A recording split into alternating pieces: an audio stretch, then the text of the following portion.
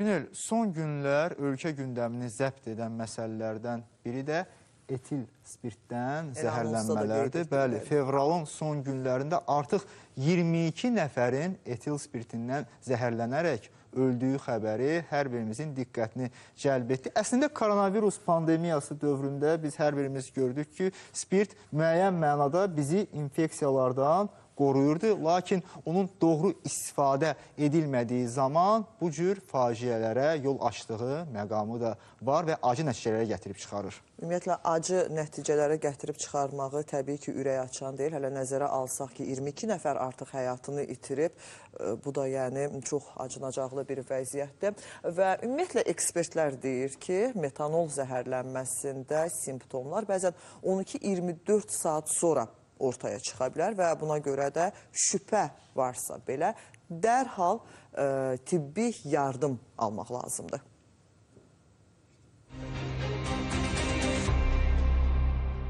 Ötən il ərzində icbari tibbi sığorta hesabına 165 orqan transplantasiyası əməliyyatı icra olunub. Vurğulamaq yerinə düşər ki, transplantasiya üçün bir canlı donorun hazırlanması və əməliyyatı tibbi xidmətin tarifinə daxil edilir. İcbari tibbi sığorta hesabına 2023-cü ilin avqust ayından orqan transplantasiyası əməliyyatı qarşılanır. Qeyd edim ki, böyrək, qaraciyər və sümük iliyi əməliyyatları limitli qaydada icbari tibbi sığorta hesabına daxildir.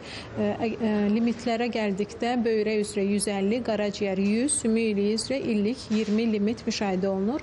Əməliyyat zamanı əməliyyatın özü, donor və resipiyentin hər ikisinin əməliyyatı, əməliyyat zamanı istifadə olunan dərman, tibbi sərf, qan və qan komponentləri, laborator və instrumental müayinələr icbari tibbi sığortanın xidmətlər zərfi ilə ödənişsiz vətəndaşa göstərilir. Cərrah transplantoloq Mircəlal Kazıminin sözlərinə görə 2008-ci ildən bu günə qədər ölkə üzrə 2000 orqan köçürülməsi həyata keçirilib. Qeyd eləyək ki, orqan və toxumaların köçürülməsi olan sözü gedən cərrahi əməliyyatda donor canlı insan və ya meyid olur. Elə orqanlar var ki, ürək, ağciyər, bağırsan segmentləri, gözün buynuz qışası kimi orqanlar var ki, bunların transplantasiyası üçün yalnız və yalnız meyid orqanlarına ehtiyacımız var. Buna görə də beyin ölümü həyata keçmiş insanlardan alınan orqanlardan transplantasiya vacib bir hala gəldi. Ölkəmiz bir ilçə, həm ölkə daxilində, həm də regionda, Qafqazda bir ilçə imza ataraq meyid orqanından istifadə edərək orqan transplantasiya əməliyyatına icra edilir. Bu bir ciddi bir məsələdir. Orqan donorluğuna ehtiyacı olan xəstələrin, yəni orqan çatışmazlığının əziyyət çəkən xəstələrin sayı çox təəssüflər olsun ki, artma istiqamətindədir.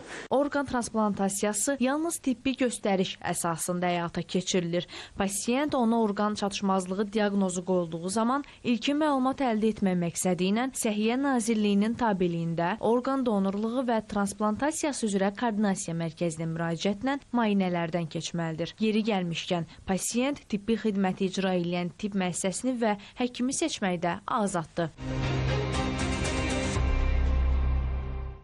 Hörmətli tamaşaçılar, siz orqan transplantasiyası haqqında süjeti izlədiniz. Əməkdaşımız Aysu İbrahimzadənin hazırladığı süjeti izlədiniz. Yüzlərlə insana bir ümid yaradır, həyat ümidi yaradır və bu transplantasiya yalnız beyin ölümü keçirmiş insanlardan alınan orqanlardan həyata keçirilən çox mürəkkəb bir əməliyyatdır ki, bir daha qeyd edirik ki, insanlara yaşama ümidi yaradan və Anar, burada ən vacib məqam isə odur ki, ölkəmizdə icbari tibbi sığorta hesabına orqan transplantasiyası həyata keçirilir ki, bununla bağlı da sujeti siz artıq izləmiş oldunuz və indi rejissorumuzdan xahiş edək.